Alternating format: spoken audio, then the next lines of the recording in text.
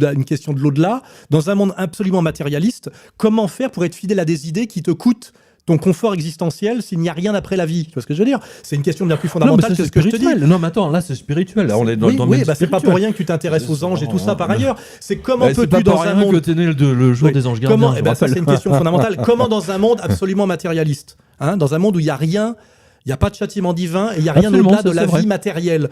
Comment faire pour être fidèle à des idées de vérité quand tu sais que ça va te coûter ton confort existentiel si tu n'as ni peur du châtiment, ni l'espérance du ciel? Ça, c'est la question définitive. Excusez-moi, toutes les autres sont secondaires. Donc, dès lors qu'il n'y a plus la peur du châtiment divin et la promesse du ciel, la corruption et la loi du monde. Voilà, c'est tout. C'est-à-dire que qui peut résister à ça? Ceux qui croient encore à autre chose. Or, aujourd'hui, le monde ne te pousse pas à croire, à te soumettre à Dieu. C'est même l'inverse. Ou à avoir pas de châtiment. C'est l'inverse. C'est l'inverse. Donc, de pousser effectivement, surtout ne croire en rien. Ça veut dire que la trahison...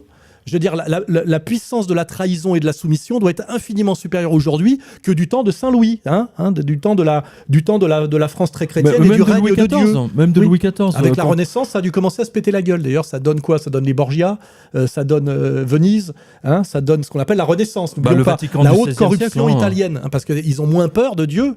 C'est ça que ça veut dire. Ils ont moins peur de Dieu, ils ont moins peur du châtiment, et ils ne croient qu'à la vie terrestre, et ce qui rejoint d'ailleurs l'éclairage qu'on donne au judaïsme originel, où il n'y a pas de vie après la mort. Il n'y a pas de paradis, Il n'y a pas de paradis. Là, je reviens de l'essentiel.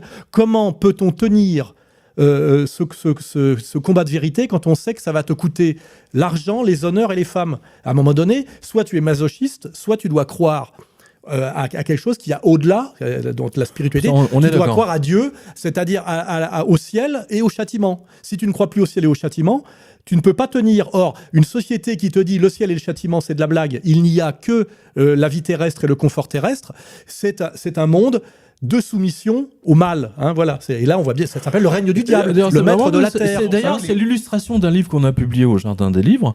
C'est l'histoire de ce prof d'art de je sais plus quelle grande université américaine qui est mort, entre guillemets, à la Salpêtrière parce ils sont passés aux 35 heures ou je sais pas quoi. Donc, il y avait pas de médecin pour le soigner. Et il a eu une expérience aux frontières de la mort absolument carabinée. Il est passé de l'autre côté. Il a vu... il est passé en enfer et il raconte tout ça parce que c'était un athée, le mec, et c'est absolument fascinant. C'est un livre qui s'appelle Voir Paris et mourir, justement.